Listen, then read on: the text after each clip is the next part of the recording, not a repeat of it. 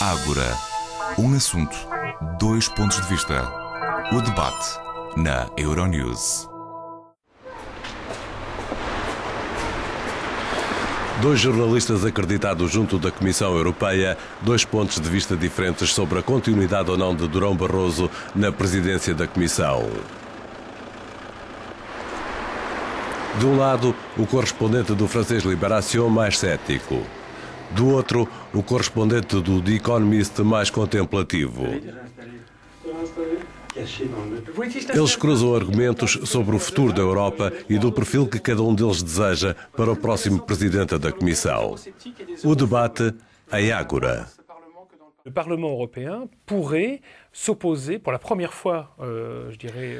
O Parlamento Europeu pode opor-se pela primeira vez, eu diria, primeira vez na história da União, à recondução de José Manuel Durão Barroso, como, efetivamente, hoje afeto aos conservadores, democratas cristãos do PPE, é uma maioria relativa. Pode perfeitamente imaginar-se uma frente dos não. O Partido Socialista Europeu acaba de dizer que se opõe à recondução de Barroso. Os verdes vão opor-se, uma parte dos liberais. Depois eu diria uma centena de deputados eurocéticos e eurofóbicos que, pelo prazer de dar um pouco de vida a esse recinto ascético que é o Parlamento Europeu, podem votar contra Barroso. E então podemos assistir a um braço de ferro inédito entre o Conselho Europeu e o Parlamento Europeu, o que dará um poder político enquanto tal ao Parlamento Europeu, que poderá dizer não passará contra a nossa vontade. Para mim vai ser o grande desafio das próximas semanas. Outre notre volonté. Pour moi, c'est tout l'enjeu des semaines à venir. Eu estou surpreendido por você imaginar que seria uma boa ideia para o Parlamento, com uma taxa de participação que não para de cair em cada eleição, com um Conselho Europeu que representa 27 governos nacionais, que são escolhidos com cuidado, com uma taxa de participação muito mais elevada. Mesmo com todos os seus grandes defeitos, para mim os dirigentes nacionais dos 27 têm infinitamente mais direito democrático de designar o Presidente da Comissão que uma frente fabricada da direita à esquerda, arranjada sabe-se lá como. Sinceramente, isso é falta de responsabilidade. O problema de Barroso é que ele não é verdadeiramente apoiado pelos governos. Quer dizer que quando se fala com um chefe de governo ou de Estado, ninguém o apoia verdadeiramente. Ninguém entra nesse comboio, ninguém arrisca fazer um balanço. Barroso, na realidade, é alguém que prestou serviço aos Estados. Por isso estão prontos para o reconduzir. Não se vão opor à recondução, porque ele não vai desiludir os governos conservadores que o nomearam. E ninguém acredita que ele seja capaz de reativar a máquina comunitária, que vá tomar iniciativas, que vá forçar a mão aos Estados-membros para avançar.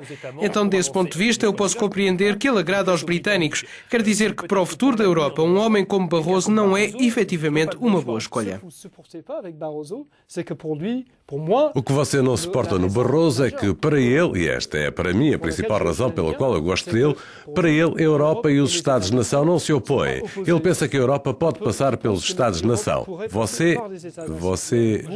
Não, estou persuadido que a união na qual estamos não é uma união de Estados e povos, como nos querem fazer crer. Nós somos, por enquanto, uma união de Estados. Por outro lado, o facto de não sermos uma união de povos manifesta-se na taxa de participação das eleições, mesmo que seja muito variável de uns Estados para outros. Não podemos dizer que a participação cai em todos os países. Aumenta em alguns, mantém-se noutros. Está muito relacionado com circunstâncias nacionais. Globalmente, uma participação de 40% mostra que o espaço público europeu não existe. Por isso, não penso que efetivamente se possa opor os Estados-membros à União. Não há os Estados-membros maus e uma União boa. De qualquer maneira... Grã-Bretanha à parte. Grã-Bretanha à parte, confesso que é bastante tentador dizer que... Bem, o que é que nós esperamos do Conselho Europeu? Ouve-se dizer, e provavelmente você sabe isso melhor que eu, que a França, por exemplo, está a fazer pressão sobre a mesa, insistindo para que seja uma decisão informal, política, não sei bem como, se isso é legal, porque eles esperam receber um posto-chave que contacta diretamente com a crise económica. Para o comissário francês, suponho que seja o Sr. Barnier ou qualquer outro. Eu diria que essas pressões efetivamente estão em curso há várias semanas, mas eu penso que essas pressões sobre a mesa, como você disse, e muito bem, são qualquer coisa que não vai aproximar os eleitores, os cidadãos da Europa. Porque não é assim que isso se faz. Quer dizer que o Conselho Europeu deve poder, na minha opinião, ouvir, escutar, por exemplo, mais alguns candidatos. Porque não ouvir o Sr. Barroso e também o Sr. Monti? Que programa pode apresentar o Sr. Monti? Que programa vai apresentar o Sr. Barroso? Ninguém o sabe. Até agora ele não disse o que ia fazer nos próximos 5 anos. Ele vai ser nomeado como se estivesse num saco escuro e depois vemos sair talvez um Barroso socialista, um Barroso conservador, ou um Barroso liberal e não sei que mais. Porque não ouvir também o Sr. Verhofstadt, que faz parte desses candidatos? Monsieur Verhofstadt, ça fait partie de ces candidats. Em público? Em público. Vamos ouvir essas pessoas. Para mim, o presidente da Comissão Europeia não é um primeiro-ministro, porque a Comissão Europeia não é um governo, porque é um... Então, estamos a tocar num ponto importante. Exatamente, exatamente. É por isso que, sempre em defesa do seu ponto de vista, você contradiz-se, porque você revelou exatamente que tem uma visão muito mais federalista, segundo a qual a Comissão devia governar a Europa, e isso aí... É um quase governo. Para você é um secretariado. É isso. Sim, sim, é um secretariado político, é qualquer coisa de híbrido. Isso não me choca. Pode ser um servidor dos Estados-nação. Afinal, podemos dizer que a visão britânica hoje triunfou. Barroso é um homem ideal para ficar com o secretariado do Conselho de Ministros. E o facto de nenhum Estado se opor a Barroso mostra que, finalmente, você ganhou para... É mais subtil que isso. Eu penso que há sempre uma tentação para os franceses verem tudo como um jogo franco-alemão-britânico, o triângulo do poder.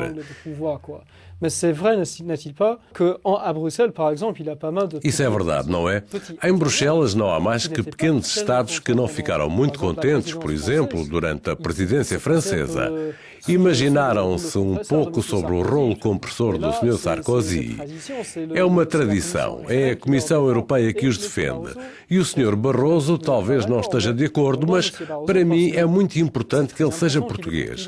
Ele vem de um pequeno país da periferia da Europa e isso conta. Ele defende, ele detesta o efeito do rolo compressor, ele detesta a ideia de uma Europa a 2 velocidades. Para mim é importante que Barroso tenha uma ideia de Europa unida a 27. Isso é muito importante. Il a une vision d'Europe unie à 27. Et ça, c'était assez important. Pour moi, la désignation, peut-être... Para mim, a designação, talvez a eleição do Presidente da Comissão Europeia é fundamental.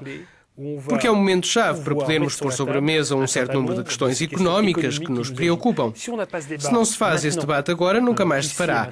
E há um verdadeiro risco de ruptura na União Europeia, do mercado único, e todo o mundo sofreria, e penso que nisso podemos estar de acordo.